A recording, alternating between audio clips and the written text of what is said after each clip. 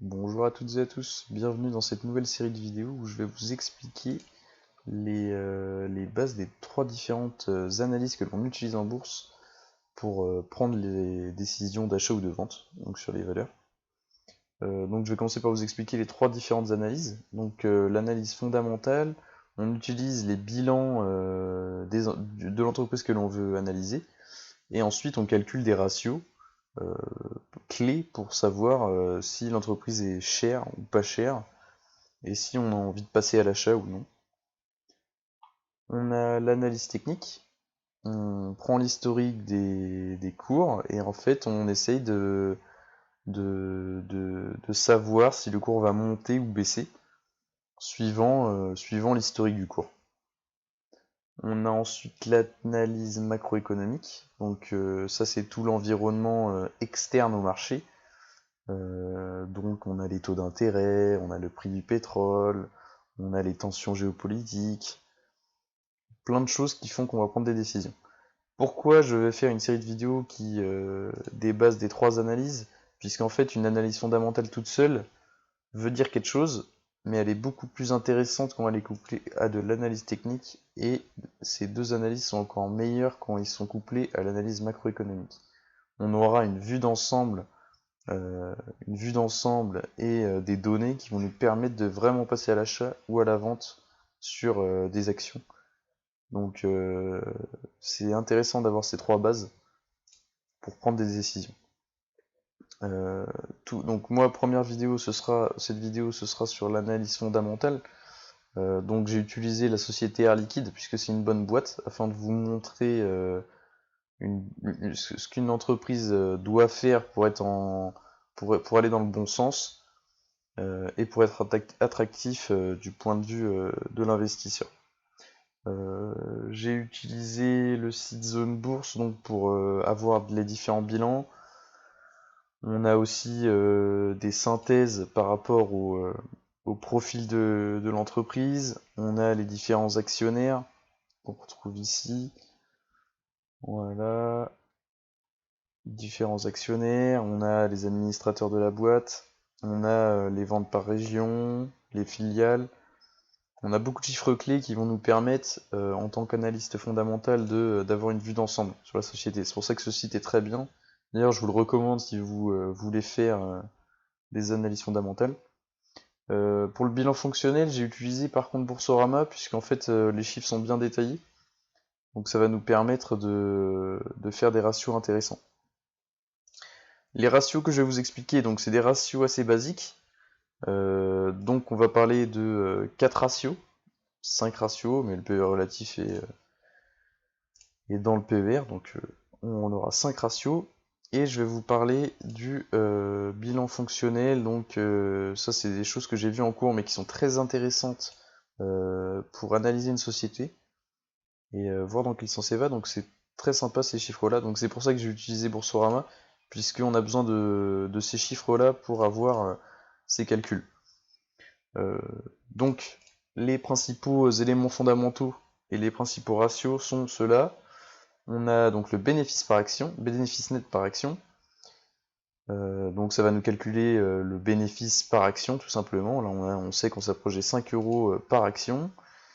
On a le PER, c'est combien l'entreprise se paye. Exemple, l'entreprise a une valorisation de 1000 € et chaque année elle a un bénéfice net de 100 €. Il faudra 10 ans pour que l'entreprise atteigne 1000 €. C'est-à-dire qu'en 10 ans elle sera rentabilisée. Voilà.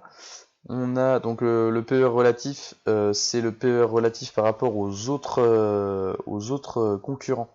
C'est-à-dire que si elle a un PER de 10, on peut se dire que c'est. Non, ou de 20, on peut se dire que c'est beaucoup. Mais si les PER des concurrents sont de 30-40, en fait elle est peut-être sous-valorisée par rapport à ses concurrents.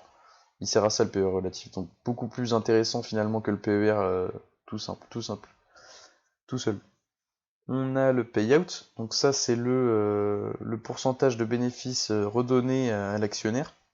Donc si une entreprise, imaginons, donne 100% de ses bénéfices nets à ses actionnaires, c'est très mauvais, puisqu'elle ne va même pas pouvoir rembourser par exemple ses dettes, elle ne va même pas pouvoir offrir des primes exceptionnelles à ses salariés, donc l'entreprise sera mal vue par les investisseurs. On a ensuite le taux d'endettement, donc c'est les dettes par rapport aux capitaux propres. Donc pareil, très intéressant. Donc le BNPA se calcule tous les ans. Le PER se calcule à un moment clé, puisqu'on prend le cours de référence. Donc là, le cours est à 129,40. Donc on prend 129,40 pour calculer le PER actuel. Le PER de ce week-end, par exemple, est de 26,25.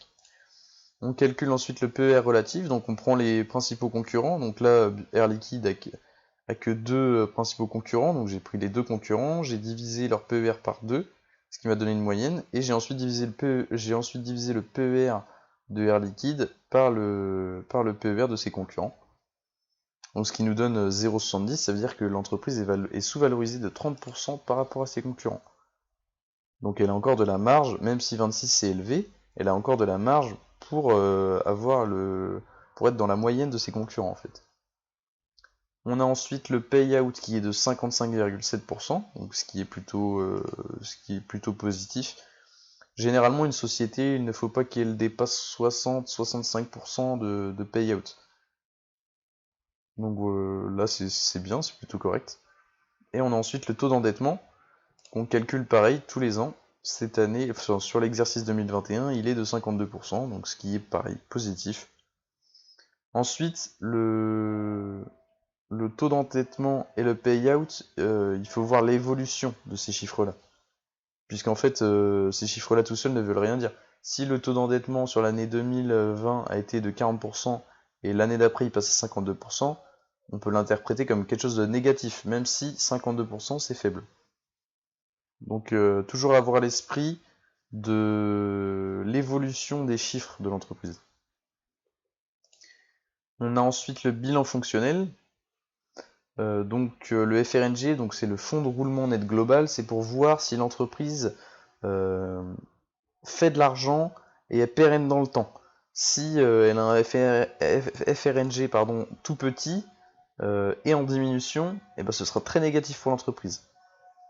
Ensuite, le BFR, c'est le besoin en fonds de roulement. Donc le besoin en fonds de roulement, il faut qu'il soit en diminution. Au mieux, il faut qu'il soit négatif.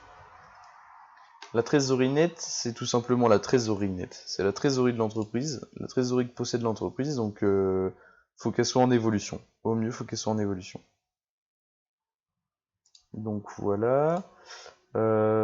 J'ai calculé les évolutions du bilan fonctionnel ainsi que le taux d'endettement. Donc par exemple, comme je vous disais tout à l'heure, si l'année 2020 le taux d'endettement aurait été de 40% et l'année 2021 serait passé à 52%, ça aurait été négatif. Par contre, là on voit qu'il diminue, c'est donc positif. On voit qu'en 2017, le taux d'endettement était de presque 81%, et en 2022, il est de 52%. 2021, il est de 52%. Ça veut dire que l'entreprise fait tout pour se séparer de ses dettes, ce qui est positif. On a la trésorerie nette qui a augmenté de 35%. Voilà. On a le besoin en fonds de roulement qui a diminué de presque 25%. Donc encore une fois très très positif. Et on a le fonds de roulement net global qui a augmenté que de 4%, donc ce qui n'est pas très très positif pour l'entreprise, mais il est en évolution, donc toujours positif. À garder à l'esprit que nous avons vécu en 2020 une crise sanitaire, mais aussi économique. Donc forcément les bilans, les entreprises sont impactées. Si une entreprise continue à avoir une belle évolution dans les chiffres, ou une mauvaise évolution, là on veut que ce soit mauvaise l'évolution, c'est très positif. Donc même après une crise économique, l'entreprise est toujours présente et ses chiffres continuent à croître. Donc ça nous laisse penser que l'entreprise est très pérenne pour l'avenir et qu'elle constitue un bon investissement.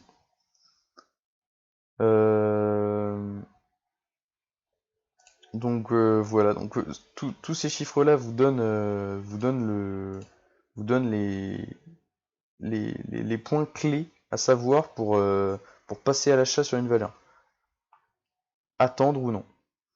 Pourquoi il est intéressant d'avoir les trois différentes analyses, d'apprendre les bases des trois différentes analyses, puisqu'en fait, avec nos chiffres clés que je viens de calculer, on peut se dire que l'analyse fondamentale est faite et est très bonne. Néanmoins, lundi, je ne passerai pas directement à l'achat sur la valeur, même si c'est une très belle valeur que j'affectionne beaucoup, puisqu'en fait, techniquement, peut-être que l'entreprise n'est pas un seuil clé. Peut-être que l'entreprise ne va pas rebondir maintenant. Peut-être qu'elle va attendre un seuil clé, par exemple cette ligne en rouge, pour être achetée. Et ça se trouve, le cours sera à 110 € au lieu de 129,40, je vous le rappelle.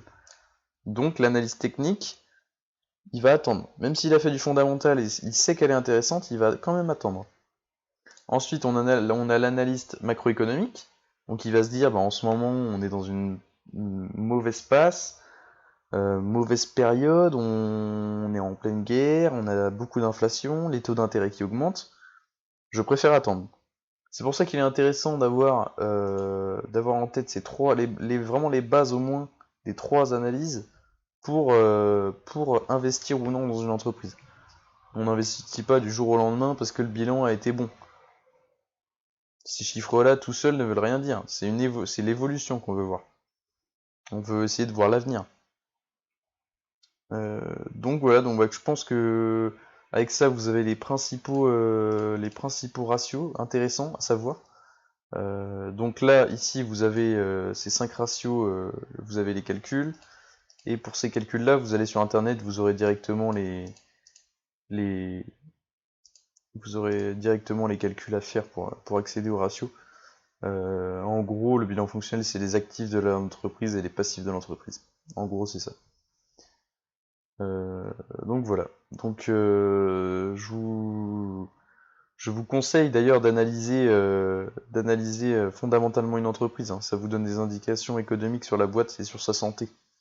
Donc c'est ça qui va déterminer aussi votre envie d'acheter ou pas. Donc voilà, écoutez, je vous retrouve pour la prochaine vidéo d'analyse technique. Et puis je vous dis bonne soirée. Allez, salut!